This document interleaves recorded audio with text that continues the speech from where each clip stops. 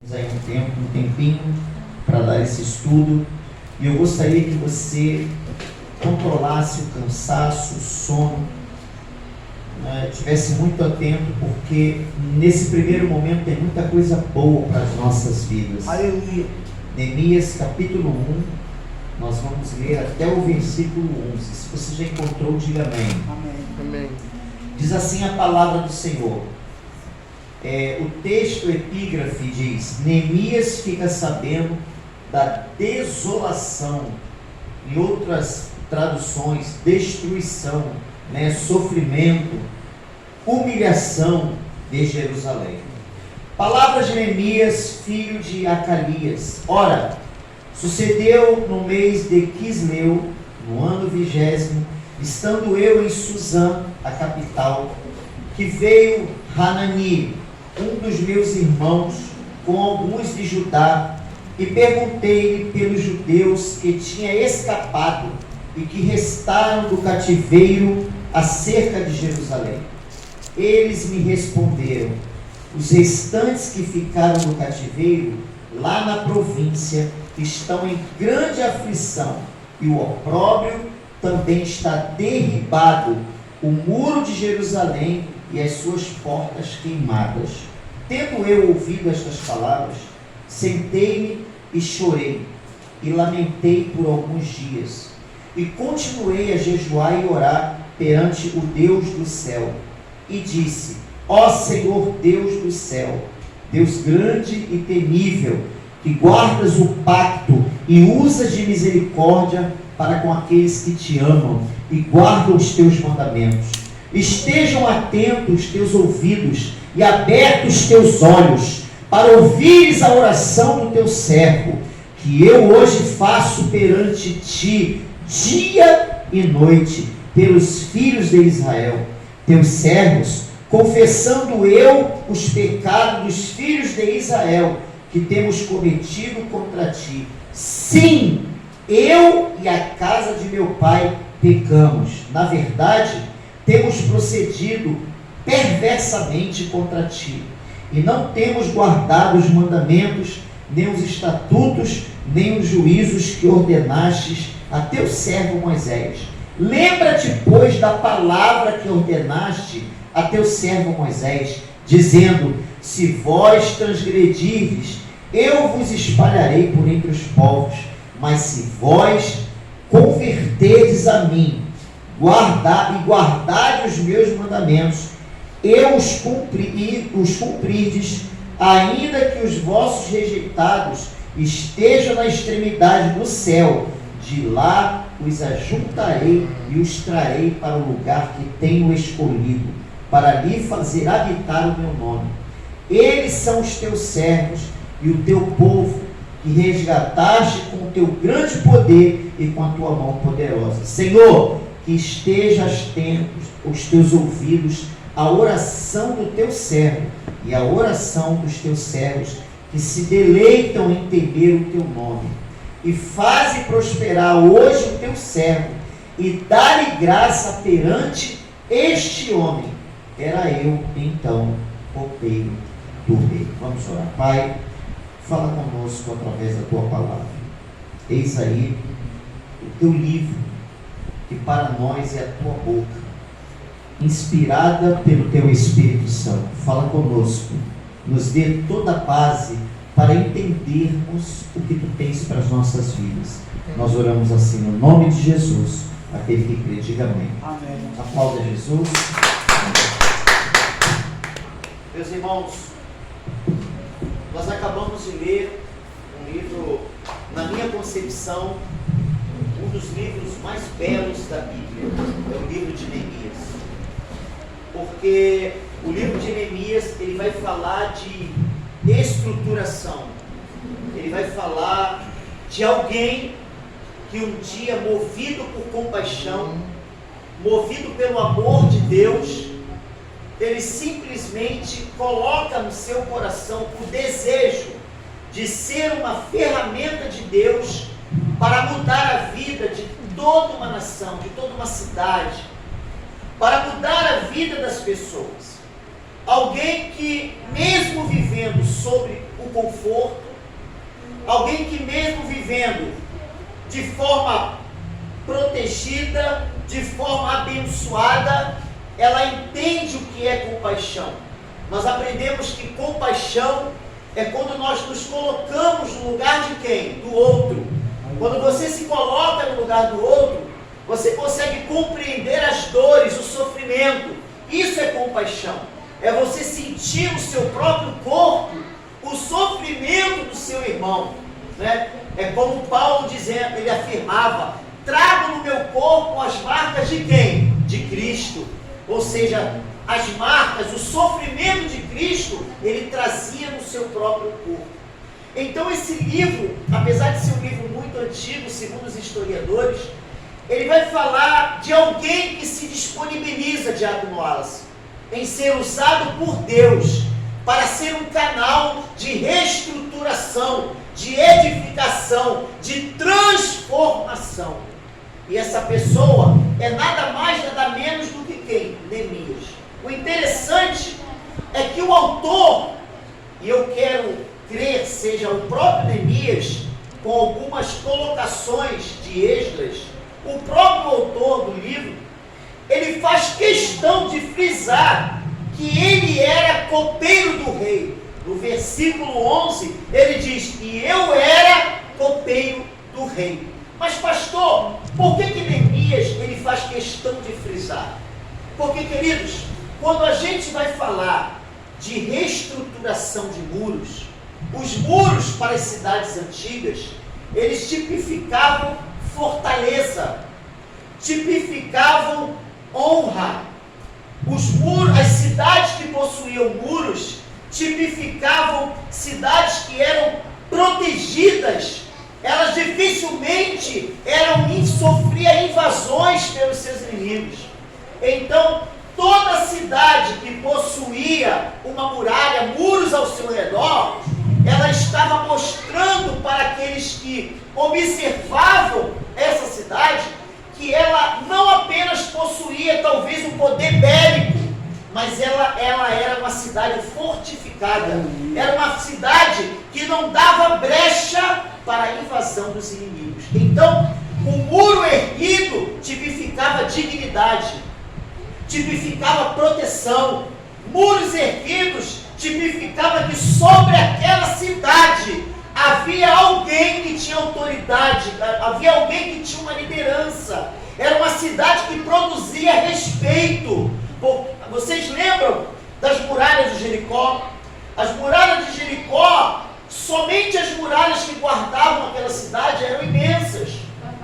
Eram muralhas tão grandes, tão espessas, tanto no seu comprimento como largura, que quando você estuda, você descobre que a prostituta Raabe e a sua família, ela morava, a sua casa havia sido construída na própria muralha. E aí você tem uma ideia da espessura, da largura das muralhas de Jericó, do poderio. Por isso que quando aquele povo observou toda Israel ali presente para tentar invadir, aquele povo de Jericó não temeu. O rei de Jericó não temia. Por quê? Porque a sua confiança estava em quem? Nas muralhas de Jericó. E todos nós conhecemos a história, né? Enquanto eles confiavam nas muralhas, Deus foi lá e enviou um povo que não fez nada, apenas tocou trombeta, cantou louvores, gritou, e Deus fez aquela muralha ruir no nome de Jesus. Aleluia. E quando aquela muralha ela começa a ruir, não só cai por terra a sua fortaleza, mas cai por terra também o quê? A sua dignidade.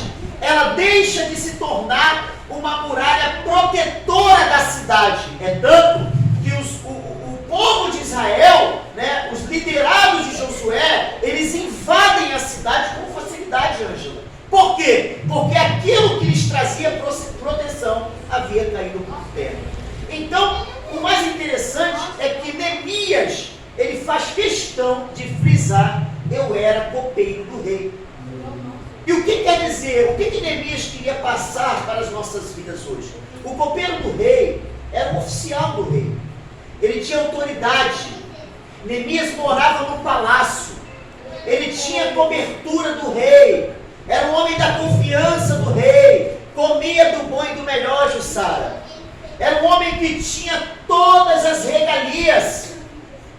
E por ele ter todas as regalias, por ele estar bem, não havia necessidade nenhuma de Neemias estar se preocupando com o que estava acontecendo em Jerusalém. Mas o mais interessante é que a Bíblia vai dizer que mesmo com toda essa bênção, mesmo com toda essa regalia que Neemias possuía, Neemias era um homem de caráter. Neemias era um homem cujo seu coração era moldado na palavra. E quando um homem tem o coração moldado na palavra, ele não é preso às coisas desse mundo. Ele não é preso a dinheiro, ele não é preso a bens materiais, ele não é preso às circunstâncias, não. O homem que tem a seu coração, a sua vida moldada na palavra de Deus, é um homem de caráter, é um homem que vive com paixão, que se coloca no lugar do outro. Mas o mais interessante, queridos, é que Neemias fica sabendo, diácono, que o seu irmão estava na cidade, junto com alguns que participaram do exílio na Babilônia. E quando o seu irmão chega, e o nome do seu irmão era Ananel, a Bíblia vai dizer que Neemias imediatamente se dirige a seu irmão e pergunta: como estão os meus compatriotas? Como eles estão? E aí Ananel lhe dá uma triste notícia e fala assim: Neemias, olha, os compatriotas que conseguiram sair do exílio estão vivendo uma vida de miséria, de pobreza. Estão vivendo uma vida desgraçada. E os muros das cidades, cujos nossos pais habitaram no passado, estão caídos, as portas queimadas. Hananel estava dizendo para Neemias: olha, a cidade está desprotegida, a cidade perdeu o valor, a cidade passou a ser uma cidade comum. E aí, meu irmão, a Bíblia vai dizer que Neemias, naquele momento, ele é tomado por um choro e por um luto. E aí eu queria que você entendesse o que acontece aqui. Querido, Deus chamou esse homem chamado Neemias como remanescente. O que é o remanescente, pastor? É aquele que reluz no lugar em meio aonde só existe trevas. É uma luz no fim do túnel. É uma luz no final do poço. Quando eu olho para você e quando eu olho para a minha vida, eu consigo enxergar a remanescência de Deus em nós. Aleluia.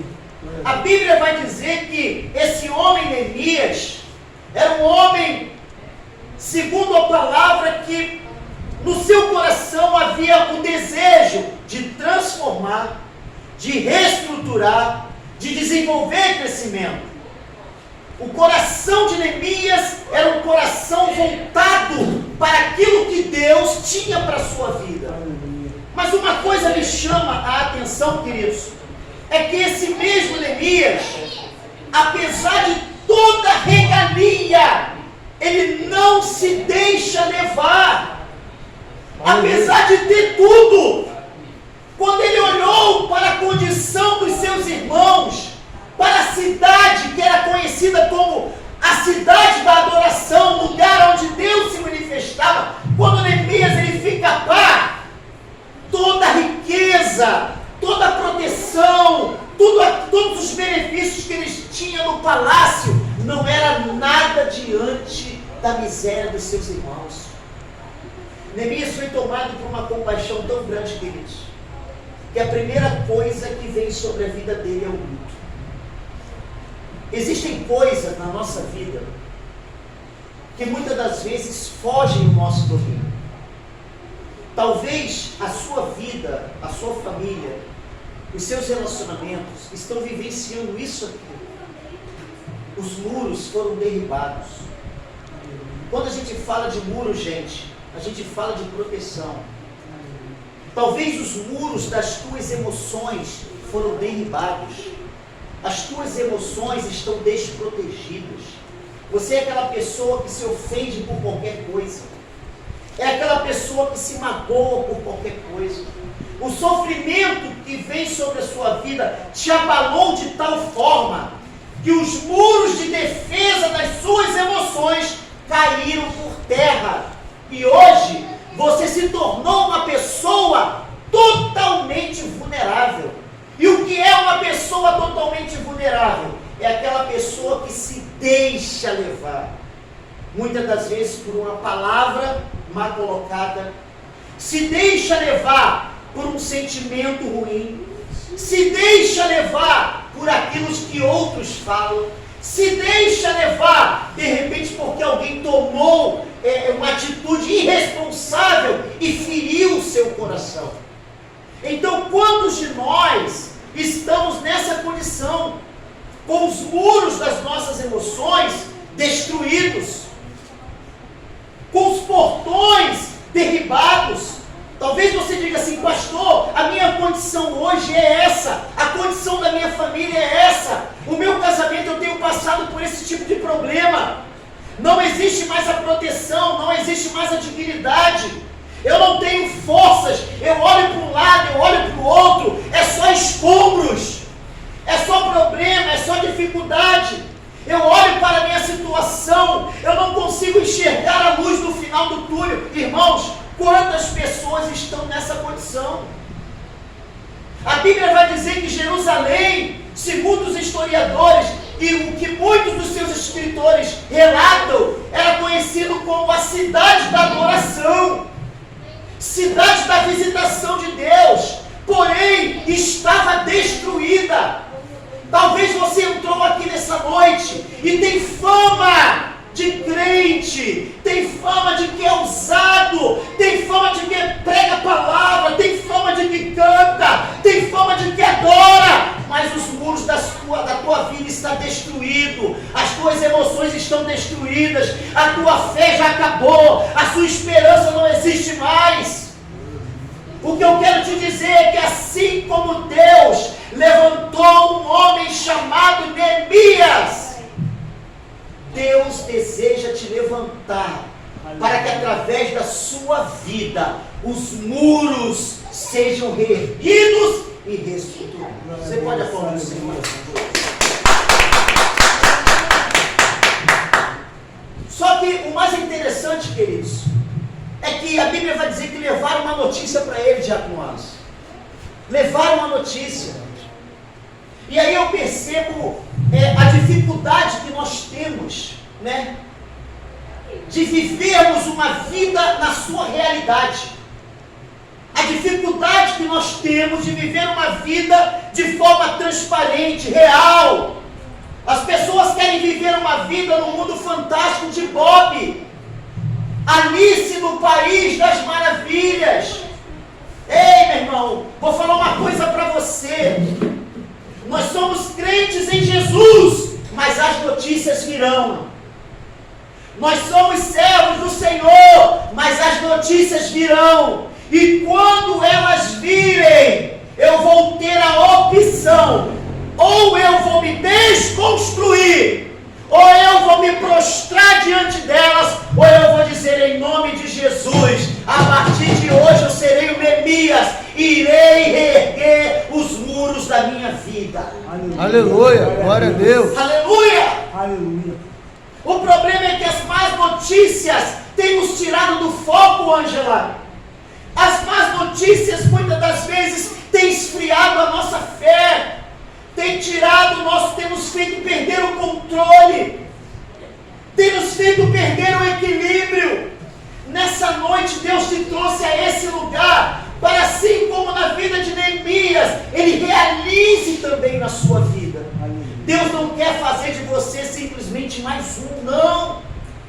Deus te chamou como remanescente, queridos, e o remanescente, ele não se prostra, o remanescente, ele não desiste, o remanescente entende que ele está ali, é porque Deus tem um propósito na sua vida. Aleluia. O interessante é que Neemias, quando ouve aquilo, ele se abate, ele chora, A Bíblia vai dizer que ele passa dias. Então o que eu quero te dizer, queridos, quando a notícia ruim vem sobre as nossas vidas, é normal nos abatermos. Nós somos seres humanos. É normal a gente chorar. Por isso que eu sempre falo, chora, vivencie o seu luto, não tente ser o que você não é. Mas eu queria te dizer que existe um determinado tempo, vai chegar o momento onde o choro vai acabar, aonde o luto vai acabar, Ângela. Vai chegar um momento aonde Deus vai falar conosco e nós vamos precisar olhar para o alto e esperar, porque é de lá que vem o nosso socorro. Aleluia. Glória a Deus. O problema é que a gente se prende muito, a gente fica preso. Existem pessoas que querem viver o luto eterno. Ah, pastor, eu estou sofrendo, eu me separei. E aí você conversa, quantos anos você está separada, minha irmã? Tem muito, de alguns meses, tem uma semana. Não, pastor, já tem 10 anos. A pessoa está presa. Irmão, aprenda algo. Se foi embora é porque não era teu, porque aquilo que Deus tem para a sua vida, Ele permanece, aleluia. Glória a Deus. Deixa aí, libera. Tem pessoas que estão presas às más notícias. Elas não conseguem olhar para o alvo, elas não conseguem entender que Cristo tem o melhor para a vida delas. E aí elas querem vivenciar anos e anos de luto. Aprenda algo. Eu me lembro que quando eu perdi meu pai, era um homem da minha vida, era o meu pai. Era um homem que me formou, que me criou, que me ensinou a ser o que eu sou hoje. Mas quando eu olhei para o meu pai e vi meu pai no caixão, eu entendi que eu precisava chorar, vivenciar o meu luto. Mas eu tinha a escolha de como eu vivenciaria meu luto. Eu tinha essa escolha. Eu poderia pegar aquele momento e me martirizar para o resto da minha vida. Mas eu decidi pegar aquele momento e dizer assim: Senhor, muito obrigado, porque o Senhor me deu um pai que cuidou da minha vida. O Senhor me deu um pai que me transformou no homem que eu sou hoje. Mas ele se foi, está sentado contigo. Eu preciso continuar. Aleluia. Glória a Deus. Então aprenda algo, queridos. O tempo de luto, de sofrimento e de choro está contado. Não existe na sua vida nada indeterminado. Ah não, pastor, eu estou sofrendo e o tempo é indeterminado. Ô meu irmão, acorda para a vida, meu irmão. Sai da situação onde você está. A Bíblia vai dizer que Josué já tinha mais de 2 meses chorando pela morte de Moisés. Deus olhou e falou assim: ei, levanta daí, meu irmão, sacode a poeira, dá a volta por cima. Josué, meu servo é morto. Eu quero te usar, eu quero que através da sua vida, vidas sejam transformadas. E Deus ainda fala assim: ó, e você vai fazer esse povo atravessar o Jordão. Repare que Deus já não diga eu vou fazer através de você, não. Deus falou: você, a responsabilidade é nossa, irmão. Aleluia. Talvez os muros da tua família estão destruídos. Talvez os muros do teu marido estão destruídos, dos teus filhos. Talvez os muros das tuas finanças estão destruídos. Mas Deus quer usar você para erguê-los. Aleluia. Deus quer usar você para erguê-los. Aleluia. Deus quer usar você para erguê-los. Aleluia. E para que Deus possa usar você para erguê-los, você tem que dizer: Senhor, fala que o teu servo te ouve. Aleluia. Aleluia. Deus. Glória a Deus. Queridos, a gente precisa acordar. Vamos despertar. Não adianta a gente ficar paralisado em meio ao sofrimento. Tem pessoas que pegam o seu sofrimento e querem ficar cultivando como um bichinho de estimação. Ah, coitadinha de mim, que pena de mim. Está na hora, meu irmão, de você deixar de ser vitimizado, de você viver esse vitimismo e começar a entender que o que Deus tem para você é bem maior. Perdeu, não tem problema não. A Bíblia diz que a glória da segunda casa será maior do que a primeira. Está difícil, mas não é impossível. Aleluia. É isso que você precisa entender nessa noite. Aleluia. Seja o Neemias, seja aquele, não espere por outro. Tem pessoas que esperam muito pelos outros. Espera pelo pastor, espera pela igreja, espera pelo obreiro. Oi, se manca! Se coloca de pé, meu irmão. Você não depende de ninguém, a não ser de Deus e de você mesmo. Aleluia. Aprenda isso. Glória a Deus. Neemias, Ângela, é que decidiu. Ele poderia, não estou nem aí. Os meus pais já morreram há muitos anos em Jerusalém. Eles estão lá sofrendo, o problema é deles. Mas não, ele comprou o barulho de Jussara. Neemias falou: eu não aceito isso. Eu vou reedificar esses muros. Eu não aceito a cidade do meu Deus ter os portões queimados e os muros derribados. O problema do ser humano hoje é aprender. Ele não aprendeu ainda a lidar, né, com essa questão de uma vida que, além de se deformar, vive numa inércia constante, não sai do lugar. Irmão, aprenda algo. Água parada só serve para uma coisa: dar mosquito de dengue. Verdade. Está na hora de você começar a se movimentar. Está na hora de você começar a entender, meu irmão, que Deus quer usar a sua vida para transformar a vida de outros. Para com esse negócio de ficar esperando pelos outros. Pastor, eu estou esperando um avivamento na igreja. Comece o avivamento na sua vida. Aleluia. Eu estou esperando Deus enviar. Deus já enviou, meu irmão. E essa pessoa que Deus quer usar é você. Aleluia. Você não precisa de multidões. Deus quer contar com você. Ele diz: procurei um homem que estivesse na brecha. Não encontrei. Deus só quer usar um homem, uma vida. Essa vida pode ser você nessa noite, Jussara. Aleluia. Creia nessa palavra, queridos. Glória a Deus. E aqui eu encerro. A Bíblia vai dizer que o mais interessante é que depois que ele chora, a atitude dele, sabe qual foi? Durante 4 meses, ele ora, ele jejua e clama.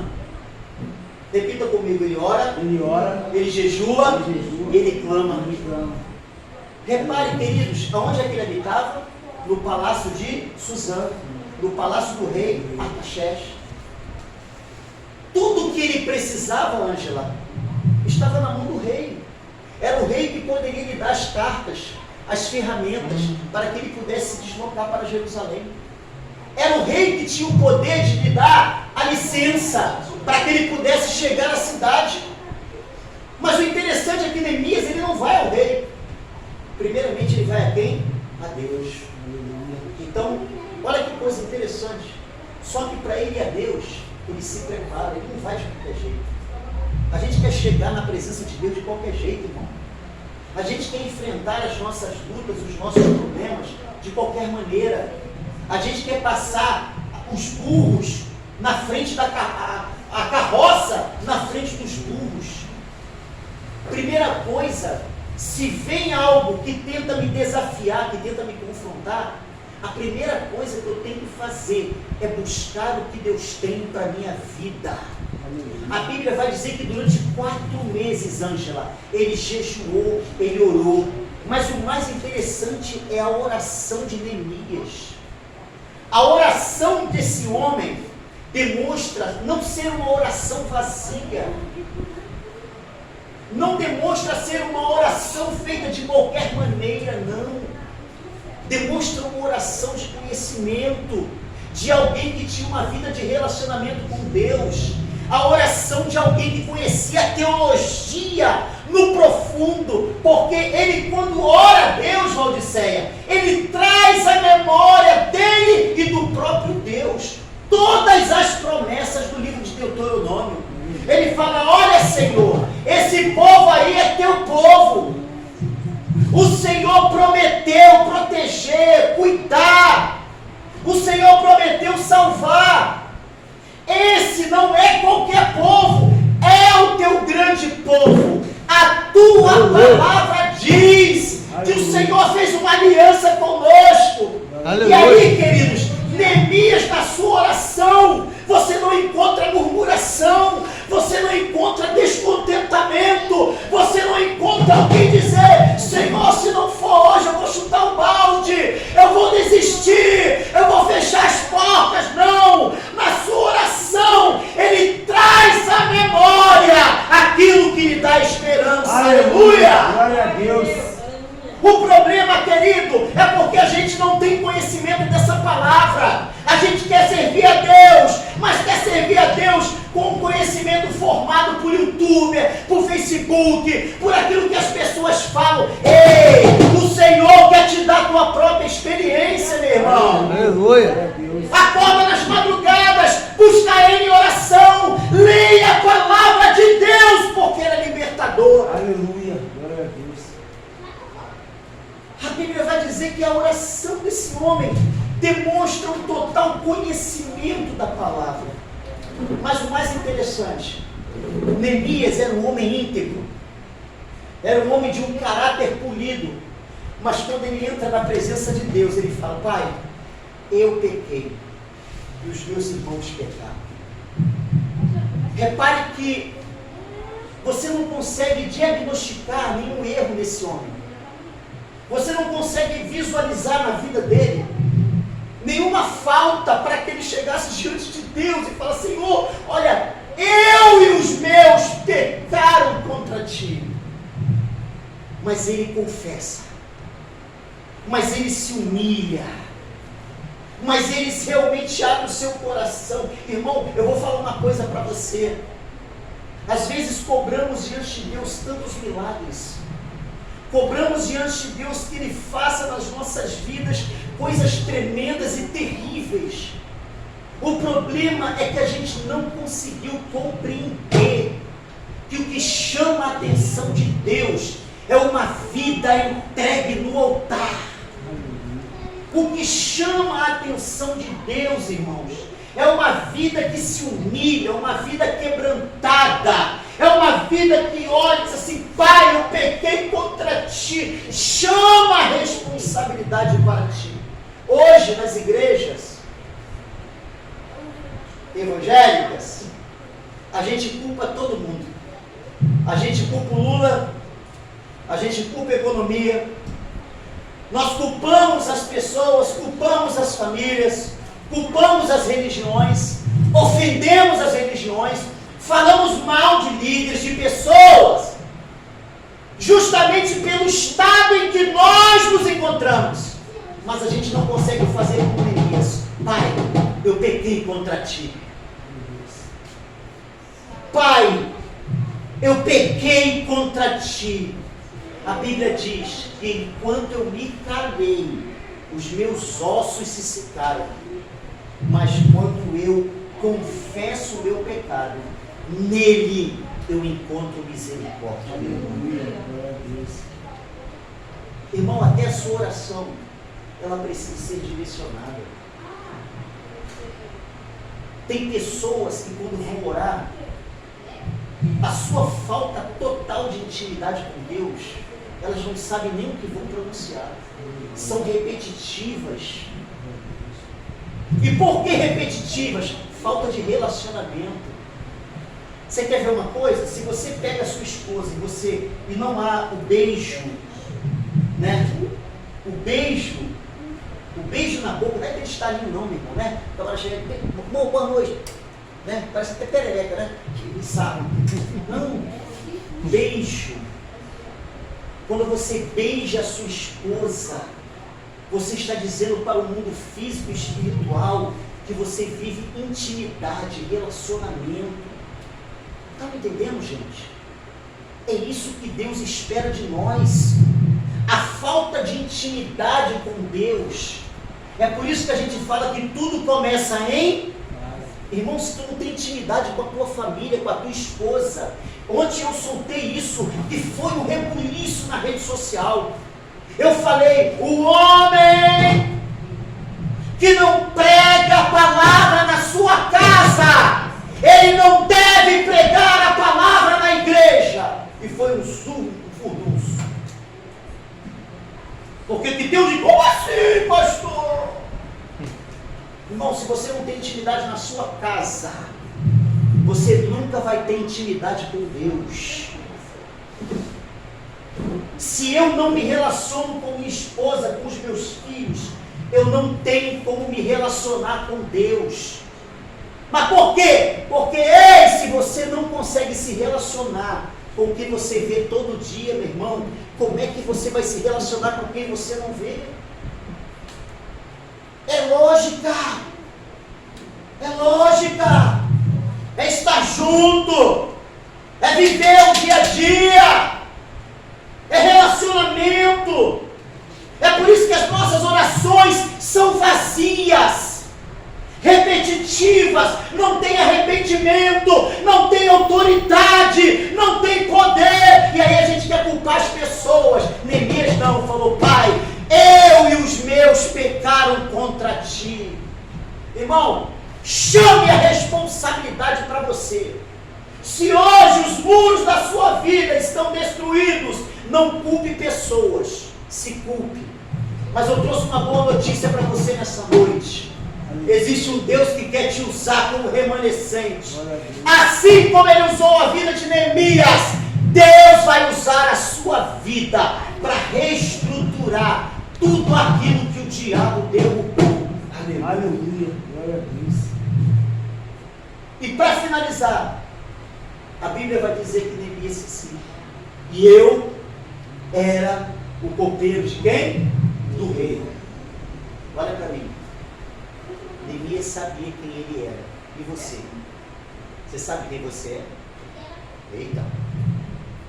E aí? Você sabe quem você é em Deus? Ou você continua perdido num naufrágio? Ou você continua que nem um paralamas do sucesso, né? A ver navios. Como é que funciona isso, meu irmão? Ele dizia assim: e eu era copeiro do rei. Ele sabia quem ele era. O maior problema da igreja dessa geração é não ter identidade, é não saber quem ele é. Quando você não tem identidade, você não conhece o Deus que você diz crer. Quando você não tem identidade, você não ora. Sabe por que você não ora? Porque nem você mesmo crê no poder da oração. Aprenda isso, viva a palavra. Não adianta você querer resolver a tua vida dando jeitinho. Eu quero reerguer os muros. Como é que você vai erguer? Eu tenho um amigo que é daqui, ele é vereador, ele é deputado. Olha, eu tenho um amigo que vai me ajudar. Irmão, aprenda algo. A tua esperança não vem de homens. A tua esperança precisa vir de Deus. A tua esperança não pode vir do pastor. Ela precisa vir de Deus. Sabe por quê? Porque o pastor cai, o pastor peca, mas o Deus que nós cremos não. Ele está sempre de pé.